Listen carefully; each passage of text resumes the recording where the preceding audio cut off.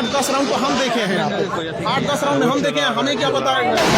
अभी पीएमसीएच में एडमिट है, उसका पूरा सर फट गया। देख लीजिए, इनके आंख के सामने 8 राउंड फायरिंग हुआ था।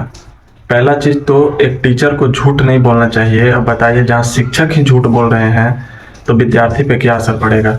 चलिए ये वीडियो क्लिप आप लोग देख लीजिए। फायरिंग करता हुआ कोई अब तक नहीं दिखा है इसमें। लीजिए, ये है हमारे देश के प्रशासन, जिनको फायरिंग का कोई अभी तक अवशेष नहीं मिला, जिनको पता नहीं चला कि फायरिंग हुआ है कि नहीं, और वो पुष्टि कर देते हैं कि फायरिंग नहीं हुआ है। कोई बात नहीं सर, हम आपको दिखाते हैं। हमें क्या पता।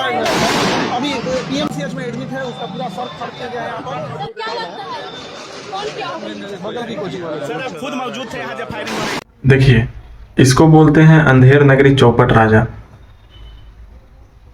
अब हमको समझ में नहीं आ रहा है कि हम गवर्नमेंट पे और प्रशासनिक व्यवस्था पे गुस्सा करें या अफसोस। और ऐसा भी नहीं है कि ये जो क्राइम हुआ है वो कोई डिस्ट्रिक्ट में हुआ है, राजधानी में हुआ है, लेकिन प्रशासन को फायरिंग का कोई सबूत नहीं मिला था। तो आप लोग इस पे क्या कहना चाहते हैं? एक शिक्षक का जो गरिमा होता है और एक प्रशासन का जो कर्तव्य होता है, ये दोनों चीज से इन लोग विफल हो गए। आप लोग क्या कहना चाहते हैं कमेंट में बताइए, और वीडियो को शेयर कीजिए ताकि कोई बड़े अधिकारी तक पहुंचे। फिलहाल शब्द नहीं हमारे पास। जय हो बिहार पुलिस।